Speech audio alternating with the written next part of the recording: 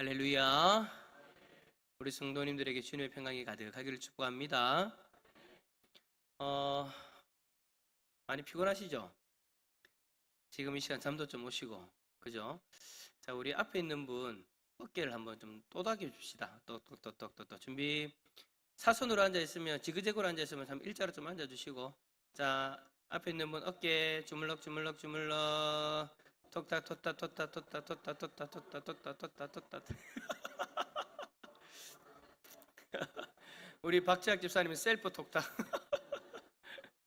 아유, 자, 우리 두드려 주신 분에게 감사합니다. 아니, 감사합니다. 얘기를 안 하고 계속 하고 계시네. 오늘 오예배 그냥 이걸로 쭉. 예, 됐습니다. 그만하세요. 예, 제가 설교 시간에 보고 만약에 좀 말이 돌리신다 싶으면 다시 하도록 할 테니까 이제 마무리 하시고. 좋습니다. 그만하시라고요. 아니, 왜 그러세요? 네, 설교하다 중간에 한번 할게요. 자, 오늘 말씀의 제목은 여러분, 그리스도의 고난입니다. 예수님의 고난에 대해서 이야기하는데 이렇게 웃으면서 시작해도 될까 싶은데, 자, 여러분, 오늘 우리가 읽은 이 본문의 말씀은 예수님께서 이 땅에 오셔서 이 땅에서의 생의 그 마지막 지점에 겟세마네 동산에서 경험하셨던 그 고난에 대해서 이제 표현하고 있는 어떤 그런 말씀이죠. 여러분, 우리가 예수님을 생각할 때 이 예수님의 고난에 대해서 우리가 좀 깊이 생각해야 될 필요가 있다라는 거 여러분 다 동의하실 겁니다. 예수님의 고난 말고도 뭐 주옥 같은 말씀들, 우리를 도와주시고 치료하시고 역사하신 어떤 그런 기적적인 어떤 그런 모습들도 우리가 또 살펴봐야 되겠지만, 제일 중요한 것은 예수님의 삶에 있어서 고난, 그 고난이라는 것은 결코 우리가 가볍게 생각해서는 안 되는 그런 부분이죠. 그리고 깊게 생각하고 또 묵상해야 될 그럴 필요가 있습니다. 왜냐하면 성육신하신 예수 그리스도의 삶을 한마디로 요약하는 단어가 바로 고난이기 때문입니다. 아이러니한 것은 주께서 당하신 그 고난이 우리에게는 복음의 핵심이 되더라는 거죠. 고난과 복음. 여러분, 복음이라는 말의 뜻이 뭡니까? 기쁜 소식이잖아요. 고난은 한 인격체의 비참한 삶을 이야기하는 겁니다. 그런데 그 비참한 삶이 우리에게 똑같이 비참한 삶으로 다가오는 것이 아니라 우리에게는 복음으로 다가온다라는 거예요. 기쁜 소식으로 다가온다라는 거예요. 여러분, 참 아이러니하지 않습니까? 만약에 우리 김영민 집사님, 한동주 집사님 딱 계시는데, 김영민 집사님의 고통이 한동주 집사님의 기쁨이 됩니까? 안 됩니까? 그럼 거꾸로 한동주 집사님의 고난이 김영민 집사님의 기쁨이 되면 됩니까? 안 됩니까? 아니, 아까 처음에 시 하더니 두 번째 왜 시 안 하세요? 이게 아이러니한 거예요. 이게 아이러니한 거예요. 누군가의 고통이 우리에게는 기쁨이 되면 안 되죠. 그런데 복음은 우리에게 그렇게 말합니다. 예수님의 고난의 그 고통이 우리에게는 기쁜 소식이 되어진다. 이러한 아이러니한 이러한 상황 속에서 우리가 이 고난이 담겨져 있는 의미를 제대로 알아야 될 필요가 있다라는 거죠. 그러기 위해서 이 시간 우리가 하이델베르크 37문을 통해서 우리가 고난에 대해서 좀 살펴보려고 합니다. 37문은 이렇습니다. 당신은 그리스도가 고난 받으셨다라는 말을 어떻게 이해합니까? 이 질문에 하이델베르크 요리문답에서는 이렇게 답을 합니다. 그는 전 생애 동안 특히 마지막에 전 인류에 대한 하나님의 진노를 몸과 영혼에 짊어져서 한 번에 드리는 속죄물인 그의 고난으로 우리 몸과 영혼을 영원한 저주로부터 구원하셨고 우리에게 하나님의 은혜와 의와 영원한 생명을 획득해 주셨습니다. 라고요. 질문에 대한 답이 아주 긴데, 여러분, 이 질문에 대해서 이해를 하려면 먼저 여러분 그리스도께서 받으신 고난의 전체성을 우리가 제대로 이해해야 합니다. 자, 여러분, 제가 전체성이라고 말을 했는데 이 전체성이라는 것은 시간적으로도 그의 고난은 전체적인 것이었으며 그가 취하신 그 인간성으로도 그는 전체적인 고난을 당했다라는 거예요. 이거라도 무슨 말인지 잘 모르겠죠. 자, 한 가지씩 풀어봅시다. 첫 번째, 시간적으로 그는 전체적인 고난을 당하셨습니다. 즉 무슨 말이냐면 그리스도께서 소위 우리가 고난주간이라고 이야기하는 그 한 주간만 고난을 당하신 것이 아니라는 거예요. 우리 예수님께서 그의 생애 전체의 영역, 생애의 마지막 그 부분만이 아니라 예수 그리스도의 생애 전체에 걸쳐서 고난을 받으셨다라는 거죠. 그러니까 제가 전체성이라고 얘기했는데 모든 것을 이야기하는 겁니다. 예수님이 이 땅에 오셔서 십자가에서 죽으시고 부활하셔서 승천하시기까지 이 땅에서의 삶 전체의 시간, 그 전체의 시간이 예수님에게는 순환이었다라는 거죠. 고난이 너무나도 극심한 가운데 우리가 사용할 수 있는 그 단어 순환. 영광의 주께서 이 땅에 오시면서부터 그 고난이 시작이었어요. 여러분 생각해 보시오. 창조주가 자기가 창조한 피조물의 그 형태로 이 땅에 온다? 이거 자체가 여러분 말이 안 되는 거예요. 여러분 우리가 찰흙으로 사람이라는 인형을 만들었는데 내가 그 사람의 인형이 되어지겠다? 여러분 이게 말이 안 되는 거잖아요. 예수 그리스도가 성부 하나님과 함께 이 세상을 다 창조하시고 난 이후에 그 창조물을 바라보시면서 그냥 지켜만 보셔도 돼요. 그런데 그가 직접 친히 그가 만든 그 존재로 이 땅에 오셨다는 거. 이것 자체가 예수 그리스도의 그 입장에서 보면 비천함의 모습 그대로다라는 것입니다. 거기다 여러분 어디에 태어나셨습니까? 말구유. 이거는 여러분 솔직히 일반적인 우리도 경험하지 않는 거잖아요. 우리 중에 말구유에 태어나신 분 있습니까? 아 목사님 우리 동네에는 말이 없는데요. 그럼 돼지우리에서 태어나신 분이 있습니까? 아 목사님 우리 집에는 돼지우리가 없는데요. 그럼 소우리에서 태어나신 분이 있습니까? 소우리 없는데요. 그럼 개집에서 태어나셨습니까? 아니잖아요. 우리조차도 여러분 그런 곳에서 태어나지 않아요. 그런데 만유의 창조주께서 만왕의 왕께서 말구유에 태어나셨어요. 이 얼마나 여러분 비참한 그 고난의 모습입니까? 어디 그뿐입니까? 예수님이 탄생하신 이후에 부유하고 편안한 삶을 사셨습니까? 아니에요. 목수의 아들로서 부유하지 못한 환경에서 그렇게 자랐어요. 예수님이 말씀을 가르치시니까 그 동네 같은 동네 사람들이 뭐라고 했습니까? 어떻게 목수의 아들이 무시받고 천대받는 그런 집안의 사람이라는 거예요. 예수님의 공생애는 어떻습니까? 끊임없이 유대 종교 지도자들로부터 공격, 시기, 질투, 한시도 편한 날이 없었어요. 그러다가 결국 그 십자가를 지시는 순환의 극치를 경험하게 되시는 거죠. 그의 삶은 한마디로 고난 그 자체였습니다. 예수 그리스도가 이 땅에 오셔서 보낸 그 모든 시간은 전체가 다 고난이었다라는 거예요. 어디 시간적인 부분만 그렇습니까? 두 번째로 그는 그의 인간성의 어느 한 부분에서만 고난을 당하신 것이 아닙니다. 그의 인간성 모두, 인간성 전체에서 고난을 당하셨습니다. 즉 여러분 그의 영혼과 육신 모두가 고난을 당하셨다라는 거예요. 그의 육신이 당한 그 고난, 우리가 앞에서 이야기했던 시간의 전체성을 통해서 그게 다 드러나죠. 시간의 전체성 가운데 고난을 당했던 그 영역이 여러분 육체적인 부분이지 않습니까? 그런데 여러분 영혼은 어떻습니까? 예수님이 이 땅에 오셔서 보낸 그 모든 시간에 고난을 당하셨다. 그래서 시간의 전체성의 그 고난, 오케이, 그것이 육체에 한했다. 그러면 여러분 영혼은 어땠나요? 영혼도 마찬가지였습니다. 여러분 예수님이 십자가에 달리시기 전에 하나님 아버지 앞에, 성부 하나님 앞에 기도했던 그 내용 기억나십니까? 얼마나 고통스러우셨으면 이 잔을 내게서 옮겨달라고 그렇게 울부짖었겠습니까? 그리고 여러분 십자가에서 죄 없으신 그분이 인류의 죄를 다 짊어지고 저주받은 자로서, 나무에 달린 자마다 다 저주받은 자라고 했지 않습니까? 인류의 죄를 다 짊어졌기 때문에 저주받은 자가 스스로가 그 자리에 서서 그가 그 십자가에서 그 저주로 말미암아 하나님으로부터 그 순간 단절되어지는 그 고통을 당하신 거예요. 그 고통이 영혼의 고통이었잖아요. 그 단절이 결국 예수님의 영혼에 큰 고통을 안겨주었고 그로 인해서 예수님이 그렇게 울부짖었지 않습니까? 엘리 엘리 라마 사박다리. 나의 하나님 나의 하나님 어찌하여 나를 버리셨나이까?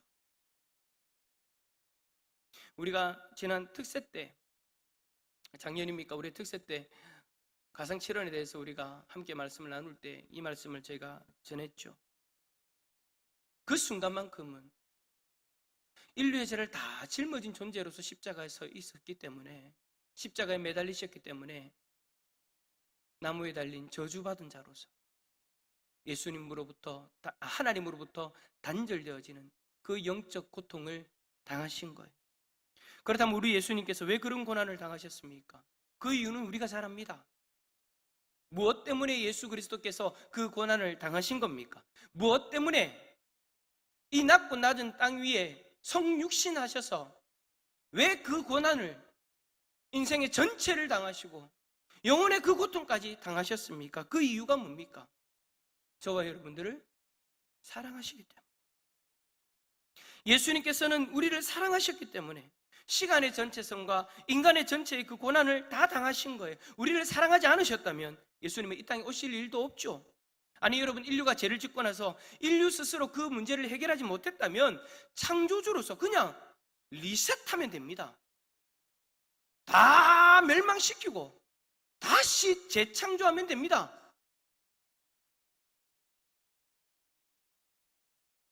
하나님에게는 그런 능력이 있잖아요. 아무것도 없는 상태에서 하나님이 말씀으로 이 모든 세상을 창조하셨는데, 죄로 인해서 하나님 마음에 들지 않고 하나님과 함께 할 수 없다는 것을 아시고 하나님이 그것을 다 멸절시켜버리고 다시 창조해도 여러분 누가 뭐라 하겠습니까? 하나님이 그렇게 하시겠다는데. 근데 하나님은 그러지 않으셨다라는 거예요. 모두 다 우리의 잘못인데도 불구하고 우리를 사랑하신다라는 그 이유 하나만으로 우리를 구원하기 위해서 고난의 현장으로 창조주가 친히 뛰어 들어오신 거예요. 그것도 왕의 형상이 아니라 종의 형상으로. 왕의 직분을 담당하는 그 자신의 직분은 있지만 종의 형상을 가지고 약함과 한계가 가득한 그 인간의 몸을 입고 친히 이 땅에 뛰어 드신 거예요. 사랑 때문에. 저와 여러분들을 사랑한다는 그 사랑 때문에 그 모든 고난을 감당하신 거죠.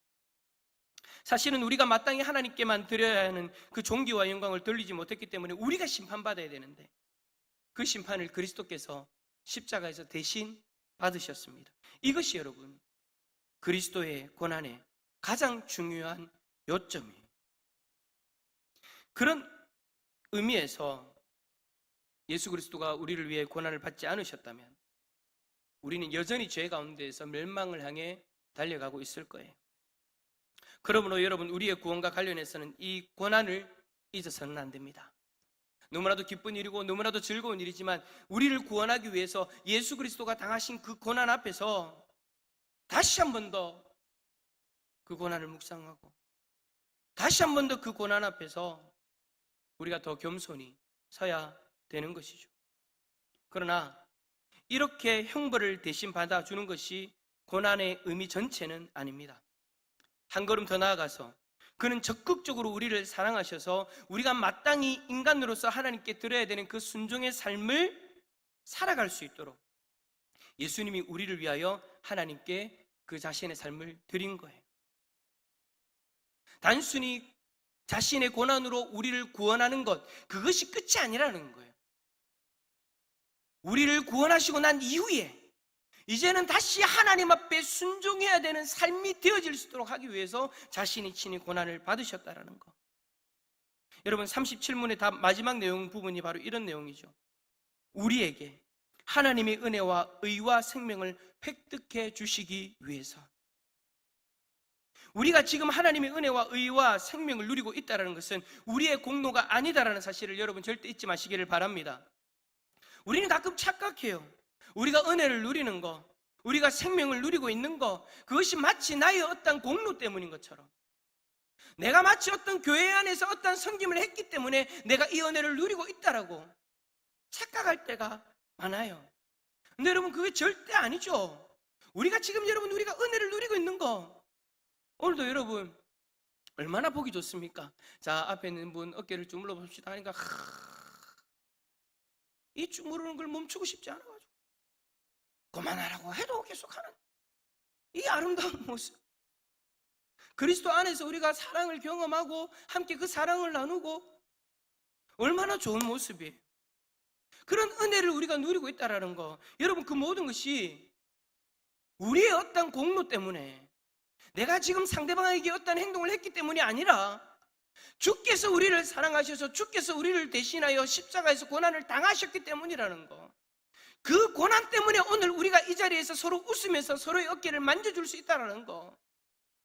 그 고난 때문에 오늘도 우리는 주일날 예배를 드리면서 하나님 앞에 할렐루야 감사 찬양을 올려드릴 수 있었다라는 거. 그 고난 때문에 오늘도 우리는 하나님의 도우심을 바라볼 수 있다라는 거. 그 고난 때문에 오늘도 우리는 하나님의 위로를 경험할 수 있다라는 거. 여러분, 그 사실을 절대 잊지 마시기를 바랍니다. 우리는 하나님의 은혜를 누리면서, 그리고 의와 생명을 누리면서 천국을 바라볼 때마다 우리는 고난을 생각해야 됩니다. 그리고 주님 앞에 더 겸손히 감사하는 그 삶이 되어져야 되는 거예요. 뿐만 아니라 그리스도의 고난으로 인하여서 우리는 이 세상의 고난 가운데 있는 우리를 향한 주님의 위로와 격려를 발견할 수 있어야 됩니다. 히브리서 12장 2절과 3절, 우리 화면을 보면서 한번 읽어볼까요? 히브리서 12장 2절과 3절입니다. 시작. 믿음의 주여,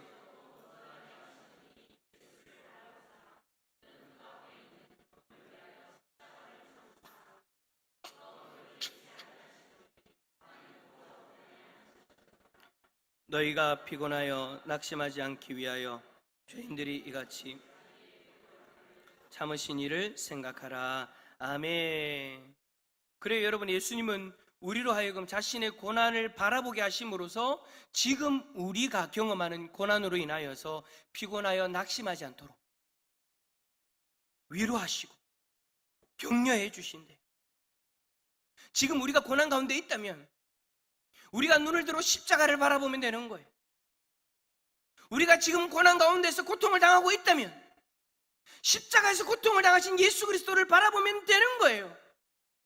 그래서 우리를 위하여 십자가에서 고난을 당하신 그 주님을 바라봄으로 인하여 지금의 고난 속에서 우리가 피곤하고 낙심하지 않도록 위로하시고 격려하시는 그 놀라운 은혜를 누리게 되어지는 거죠. 그러니 우리에게 고난이 다가온다면, 아니 다가왔다면 자동적으로 주님의 십자가를 바라볼 수 있기를 축복합니다. 나를 위해 고난을 당하신 주님을 생각하면 우리는, 여러분, 못 감당할 고난이 없죠. 예수님의 고난을 생각할 때 여러분, 우리가 여러분 이 땅에서 못 감당할 고난이 어디 있습니까? 혹시라도 여러분 이 자리에 있는 성도님들 중에 자신이 지금 가장 큰 고난을 당하고 있다고 생각하는 분이 있으십니까? 자신이 당하는 고난은 너무나도 커서 그 누구도 이해할 수 없고 그 누구도 위로할 수 없다라고 생각하는 분이 계신가요? 그렇다면 지금 당장 그리스도께서 당신을 위해 당하신 그 고난을 바라볼 수 있기를 소망합니다. 우리를 위해 그 고난을 당하신 그 주님이 지금 여러분이 당하는 그 고난을 공감하시고 여러분들을 위로하시고 여러분들을 도와주실 거예요. 잠시 멈춰있는 여러분들을 위해서 예수님이 친히 뒤에서 밀어주시고 예수님이 친히 여러분들을 앞에서 당겨주실 거예요. 그리고 위로해 주실 거예요. 네 맘 내가 안다.